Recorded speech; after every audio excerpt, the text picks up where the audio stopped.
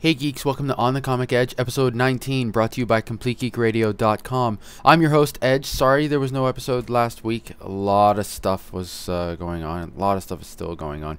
I'm exhausted. But also, the comics last week kind of sucked. Maybe it was just my level of exhaustion, but I couldn't get excited about anything last week. So, here we are. I'm going to give you a bit of an extended episode today, so check it out. Okay, first off, you know what? It's all Fear Itself this week. It's crazy the amount of Fear Itself comics that came out this time around. But obviously, we're going to start with Fear Itself Book 4, Fraction, Immerman, von Grawbadger, and Martin. So chapter 4, we're so there's a lot of things happening. Let's start with Thor. Thor lands on Earth and he says, "Oh Father, you will be the death of me." And that little line says, "I understand what you're doing. I may disagree with it, but I understand that you're trying to give me a chance to make what you want to do, what you have to do, what you really don't want to do, a non-priority," if that makes any sense. So he's like, "Here, son, go fix it if you can. Go risk your life. I know I can't stop you. Please," in a way he's saying, "please make this a no-win scenario." So that's interesting. First thing he does is flies to Bronxton and finds that everybody there really doesn't want him there. So much that as soon as they see him, they start firing at him in the air. So he just says, "Fine, goodbye. Take care of yourself." There's this awesome not so splash page that here. Well, on one side you have the Serpent, and the other side you have Odin. And it's sort of this linked monologue, which is pretty cool. And in the between, you're seeing what's going on in the world and all the chaos, and it's pretty interesting. And you sort of get a sense of the overall tone of the situation from the two gods' point of view. Okay, so Bucky is dead. And when I say dead, I mean he's really dead. He got stabbed with a hammer, and that makes sense, right? He got stabbed with a hammer, run through his chest.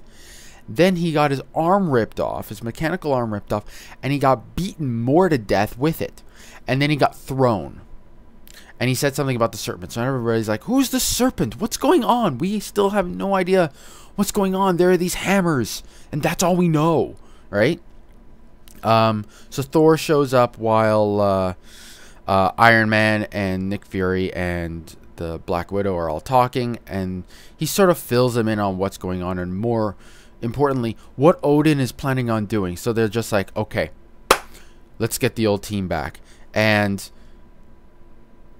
we all knew this was going to happen, but Steve Rogers takes the outfit back and takes the shield back, and he's Cap again.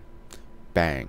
So the three it's actually kind of funny though that that Nick Fury actually says something to the effect of, well, he doesn't say it directly, but he says, "You're the big three. We need you out there." So it's pretty cool. Little fourth wall. Meh. Anyway, so they all head out and they go in different directions to try and quarantine the situation. There's a lot of bodies floating up from what's going on with the war under the sea, and that's causing more people to be afraid. And there comes a point where the serpent becomes so nourished that he now lifts up his own version of Asgard, and that's pretty cool. And we don't have a lot of information on that yet, We do know that I think it's on one of the poles. I think it's like the South Pole or something like that. It's on this permafrost. It's like desolate ice area, right? Northern Lights. It's pretty cool. So, at least I think so. It's kind of odd. They don't really say anything about it directly. They just say it's his palace. Okay, cool. So Steve Rogers goes to... I should stop saying Steve Rogers. Captain America goes to Manhattan with his shield and a helmet and a gun. Big freaking gun. Cool. Taking a bit of a book out of Bucky, where it's just like, yeah, Cap could use a gun. He's a freaking soldier. He could use a gun. So he lands and he's just like, Avengers assemble. You know, that's pretty cool. Iron Man flies to Bronxton, where Asgard used to lay, and there's still all this World Tree energy going on. And he still smells like crap because he threw up inside of his suit. You know, that's pretty nasty. And he's not entirely there. You know, he's thinking straight, but he's panicked. You know, as panicked as Tony ever is going to get. You know, this is just like, shit. You know, so he flies to Asgard. Not where Asgard is now, but where Asgard used to lay. In Oklahoma. Is it Oklahoma? Right. So he goes there and he says, I hear you like effigies. Fine, I'm going to sacrifice the last thing I have to you. Pulls out this bottle of really old, expensive wine and just starts blub, blub, blub, blub, blub, blub. Anyone who reads Captain America is saying, oh shit, right about now. Because I was. So, and Odin just lands and he says, I'm listening. I got a few minutes. Go. Talk. Not going to change anything, you know? And Thor, and this is, I think it's the biggest misstep of Fear Itself so far, is suddenly there's this prophecy that Thor is meant to face the serpent, and then they're going to kill each other. I don't remember this maybe I missed it. I don't remember this being said anywhere in the prior comics, and it's just there, and I'm like, that felt like it was kind of slid in beneath our perception, and I don't like it because I'm pretty sure it wasn't there before, and I'm like, oh, and they could have spared like 2 pages and said, oh, there's this prophecy and da-da-da-da-da, and given it its due, but it's not really there. So, anyway, Thor faces off all these minions and Scotty and the serpent and him are talking, and they basically go at it, and yeah, and that's the end of the comic. I basically went through the entire comic with you, so. Sorry, spoiler. I'm a horrible person. Pick it up. You should not be reading this. Even if you do not care at all about Marvel or Fear Itself or any of that, this is a fantastic read. I'm not going to ramble anymore about that. Uncanny X-Men, Fear Itself, 540. Juggernaut, or whatever he's calling himself now. You know what? I hope Juggernaut keeps this look, because that's badass. That's freaking badass. His old outfit kind of looked like he had, wailed on an anvil for a bit, kind of half-assed, folded some metal. It didn't look all that great. This is cool. So he lands. So, okay. Nothing's really happened in San Francisco yet. And everyone's like, this is the calm before the storm. We know it. Right? People are freaking out. The anti-mutant agenda is sort of ramping up. Cyclops and the mayor are sort of like Do I trust you? I don't know if I trust you. I don't know if I trust. There's this like fear field thing going on, you know? It almost seems just below the supernatural level, just below the the where it could be real, you know, where it could be unreal, you know? So it's not like they're saying he's putting out this fear field. No. People are just freaking out, you know? People are and it seems very human, which is one of the best parts about the Fear Itself series. So he starts walking. He lands well outside San Francisco, and he starts walking, right? And he has this minion now, who is this guy who is running the gas station he landed on, and he basically turns him into his minion and gives him this tattoo, and now he becomes his herald, you know. This is new, because none of the other worthy have done this so far. It's different. So I'm not going to spoil this one for you, but there's a lot happening. I'm really interested in this whole what's going on with Ileana thing, because you know this can't last, right? And the other really interesting thing is Namor shows up and talks to Emma and tries to seduce her and say, you know what, you need to come with me because I respect you and Scott doesn't. And she's like, this is inappropriate, I gotta stay here, right? And he basically just wants one last lay. You know, it's Emma Frost. Yeah, world's ending. I'm shoot for the rafters, you know. So, but it was interesting. He said he doesn't deserve you. He doesn't respect you. And she's like, I don't understand what you mean. He says, he married the redhead, didn't he? That's true. You know what? I never even thought about that before. But the king and queen of Utopia aren't even married. Not that I'm this huge pro-marriage guy, but I'm actually not. But that's something, you know? That's like, why hasn't Scott done that? Why hasn't there been a marriage? Because you know it has something to do with his experiences with Jean. How many times did they try and get married? How badly did that turn out? There's something there.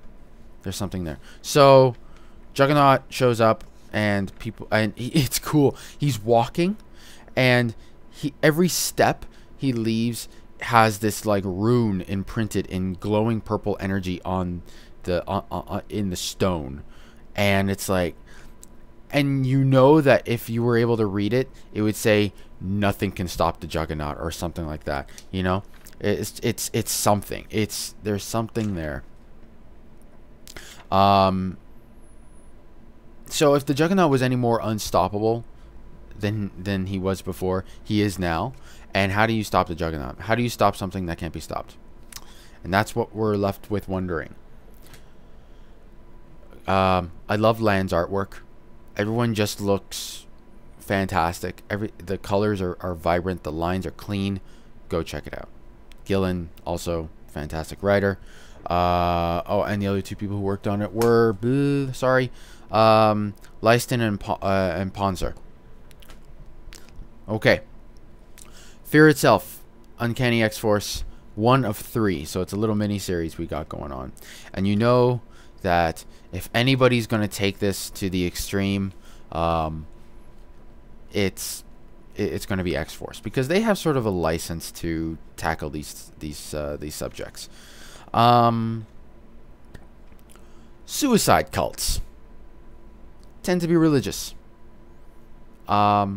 And who are the religious fanatics that the X-Men have been dealing with, and mutants have been dealing with? The Reavers. So now we have this splinter cell of Reavers who are not only attacking mutants, but saying that superhumans are the devil's work, and that they're all over the place and we can't fight them, so what are we going to do? Bang, bang, bang. Kill your kids, kill yourself, kill everybody you see, because you're sending them to heaven, because you're saving them from the rapture. And anybody who thinks this sounds a little current events, yeah, this tends to happen in real life, you know. So maybe not about superhumans, but I remember when they were starting up the Large Hadron Collider, people thought there was going to be a black hole that eats the Earth. Oh, it's the rapture! Pop, pop, pop. There was the Georgetown cults. There was recently, there was that guy in the States who was saying stuff about the rapture coming, and one lady tried to cut her two daughters up, and let them bleed to death like suicide style, and then was going to do the same to herself. Luckily that didn't happen. So yeah, this is close to home. We know what this looks like as people who consume the news. So it's a really interesting read. Not a lot happens. My only issue with it is that it's a little light on good dialogue, and I'm not a huge fan of Bianchi's art. Williams, Bianchi, and Peruzzi worked out this. I'm not a huge fan of Bianchi's art. It just jars me, and I don't really know why. Everyone looks surreal. It's not my cup of tea, you know. It's just I don't know, but it's still a really good read. And numbers 2 and 3 of this are going to be fantastic. I can just feel it. This is a great setup. Go check it out. So that would normally be the end of our show, but because there was no show last week, I thought I'm going to give you a little something extra. So here we are, a trade showcase. Scarlet, Book 1, Bendis and Maleev. I don't know anybody who really doesn't like Bendis's work. Brian Michael Bendis is a fantastic writer. He has a way of taking the eminently odd and the eminently mundane and mixing them in a way that is just so easily digestible. And it also makes you think. You know, he has a way of taking something that is just, here it is, but we're going to turn it around, give it to you at a different angle, and make you look at it this way. And it's not going to be like, wait, I don't know what's going on. It's just it's just so fluid. Maleev, I'm not a huge, I'm not familiar with any of his prior work. At least none of it is in my collection.